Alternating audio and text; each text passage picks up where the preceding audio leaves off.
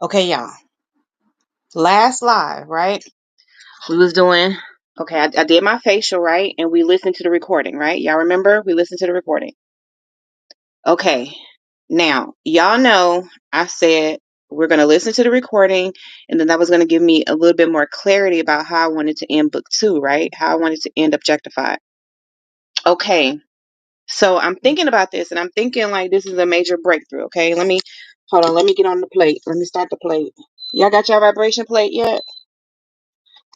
Okay, let me, let me shake out this idea. Okay, here's what I'm thinking. Okay, so y'all know how Provoked, right? How Provoked had episodes, right? So Objectify does not have episodes. Okay, so like Provoked. Okay, excuse me first of all because I got my Invisaligns in. Okay, but just bear with me here. Okay, so y'all know how Provoked had episodes, right? So remember the first episode's dissonance first it was the prologue and all that stuff, right? Intro, all that, right? Then first episode, dissonance, and it goes on and on and on, okay? Ooh, these things are irritating. But anyway, okay. So the way I titled each of those episodes, okay, like was strategic. Okay. It was strategic. It was like purposely done that way. Okay. Because now you're gonna have to go back and look at it for yourself, right? And like kind of soak this in because like this is all about discernment, y'all. So like think about this like looking beyond the surface level, okay? Right? We're going deep here. We're doing some critical thinking, we're doing some, some critical analysis here, okay? So you gotta bear with me here, okay? Because like this is deeper than just finishing the book. It's also about that growth and that transformation, right? So that's how book 2 needs to end, right? Because I mean, I'm sure you guys can see. I mean, like this is happening in real time. I know y'all can see that there has been a transformation, right? In me, right?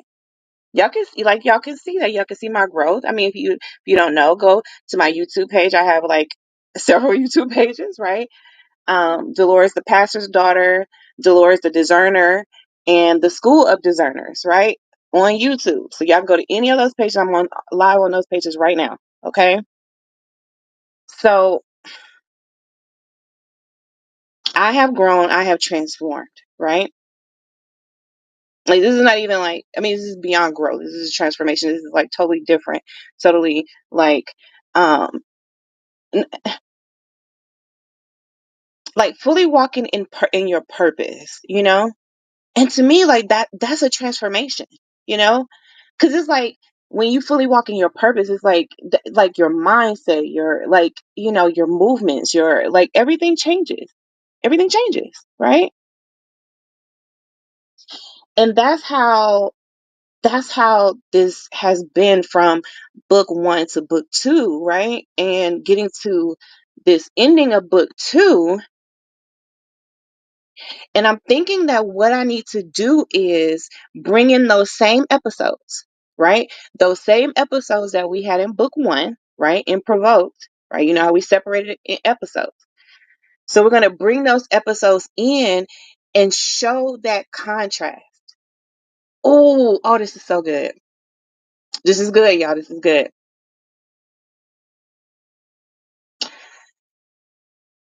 That's it right there.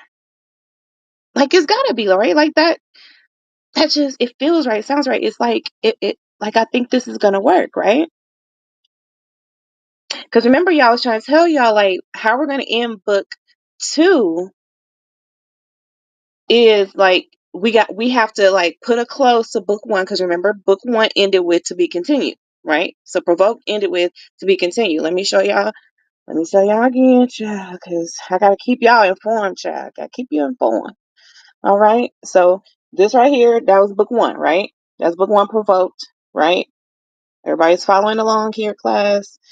Okay. Now, book 2, Objectify, right? That's what we're on right now. But see, what we got to do is we got to put a close to book one. We have to, because it's no longer unfinished business. It's no longer like, we're no longer getting triggered. You know what I'm saying? Like, that's not even a word that we even like. We're not using that word unless we're talking about some pum pum. You know what I'm saying? Unless we at practice. You know what I'm saying? And we got to pull that thing. But like, no, we're not triggered anymore, right? Because we are in total control um of our emotions. Like, we have discernment, so we know, like, we have to keep that stuff in check. We have to give it the right amount of weight. We have to think things through. You know what I'm saying? We have to analyze the situation. We have to read the room. We have to read between the lines, right? We know this. Like, we are we are of the understanding that discernment is our secret weapon. It's our thing. That's what we need, and that is going to get us where we need to be in life in every area of our lives, right? As long as we are using our God given gift of discernment, right? We've already established that. But see, that's what has transformed so much, right? Because in book one, and y'all heard this in a recording, he was like, "You don't even know who you are," right? When he remember he was telling me, "I don't know who I am." That's why I told y'all it's dangerous not to know who you are, right? Because when you don't know who you are, right, then the devil gets to tell you who you are, and you're gonna believe it. You're gonna believe it, you know? So, like, you have to seek God for your purpose and, and knowing who you are. And that was the danger there, because my father underestimated my relationship with God, right? So when he did all his thing, when he tried to do all his manipulating and, and all the things, it wasn't hitting on nothing. It was like I see you. You know what I'm saying? Like, we see each other, you know? Like, I see you deceiving and you see me discerning, you know? And that's how like book one left us there. Like, it left us on this like cliff, you know, of like what's gonna happen between me and my father, you know? And I didn't even know at the time like what's gonna happen. It was just like I'm in the middle of this, I'm in the middle of this, whatever is going on, this storm, this spiritual warfare, whatever, you know? And and I'm understanding that, but I'm also like understanding that um I can't wait until it's over, like completely over, to write about it. You know what I mean? Like, some things people have to see like right then, like kind of in the moment. You have to like see it and feel it like in real time, right? Because when you are like really building that discernment muscle, it's like you have to exercise it in real time, real situations. Like, don't make up stuff. You know what I mean? Like, don't make up scenarios where you like have to, you know what I'm saying? Like life is going to give you what life is going to give you, you know? So, so your thing is like you want to know what is happening. You want to know what's happening spiritually. You want to know what's happening in the world, you know? You want to know what God is doing and what your part is. And if you look at how the world is set up, it's like everything is set up to deceive you. Like, everything is set up to like for your downfall, you know? So you have to ask like God to like sharpen your discernment so that you don't fall for this stuff, that you're able to like sift through and know what's like truth, and know like how to analyze stuff, and know when you're being deceived, knowing people's like tricking you and manipulating you. Like, you need to know that. But they've gotten so crafty with it, and these religious ones, they'll use the Bible, they'll use your spiritual beliefs against you, like they use it, and then it's like then they've twisted it, and then now you're even confused, like you don't even know what's right anymore. You're just falling for it. And I can't stand that, y'all. Like, I cannot stand that, because it's like that's what's like the one real thing we have is our relationship with God, and like to think that sometimes it's the people that's closest to you that is like, actively like trying to separate you from God, from your relationship with God, from really building yourself up and like and really walking in your purpose and building the kingdom. And like sometimes they make it seem like they're doing it and they have all the right intentions. Just like a lot of these things that we're all attached to, all these programs that are going away and all that stuff, right? Like we have to admit that sometimes that stuff started with good intentions, and then like toxic people, demonic people, they come in and then they just pervert everything. So that means that we have to have, like, our discernment needs to be on point where we know how to protect ourselves from these things.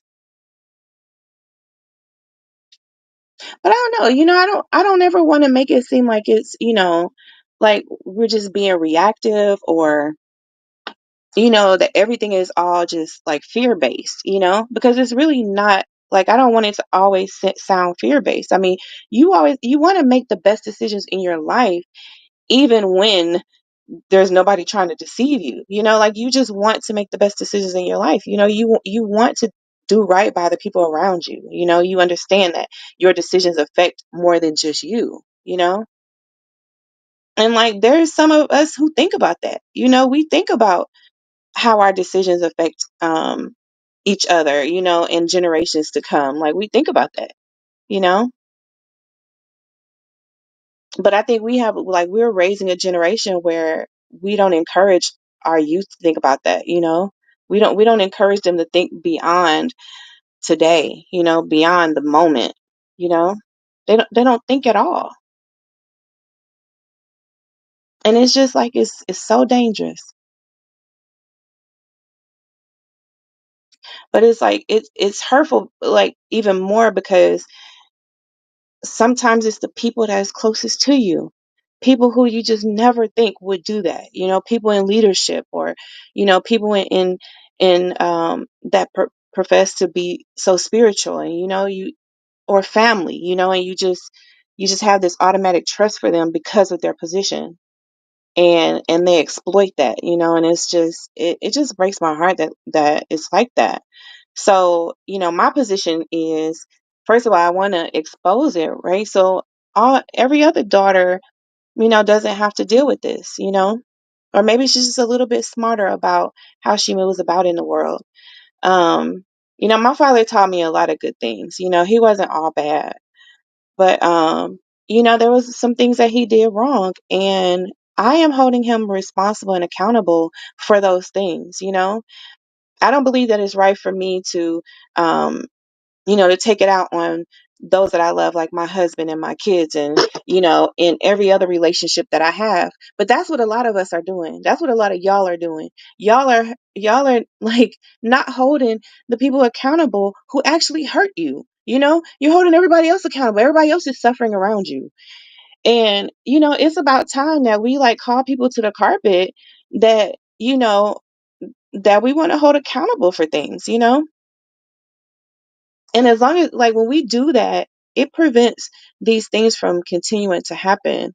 Um, so we have to think about it in a prevention type way and not just reactive.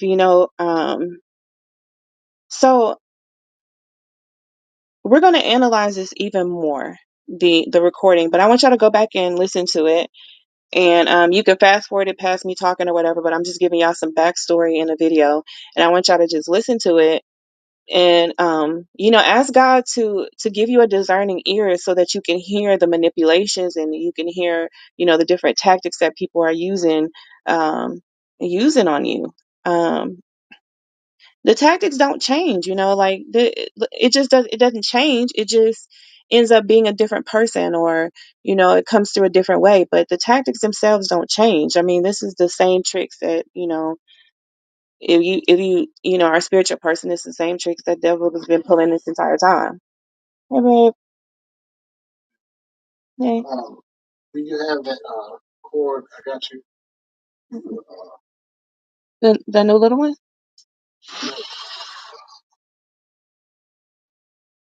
Hold on, let me get off the live, okay? Okay. Hey, y'all. Phil just came in, so I'm gonna talk to him. I love you guys, and I'll see y'all tomorrow. Okay, love y'all. Bye bye for now.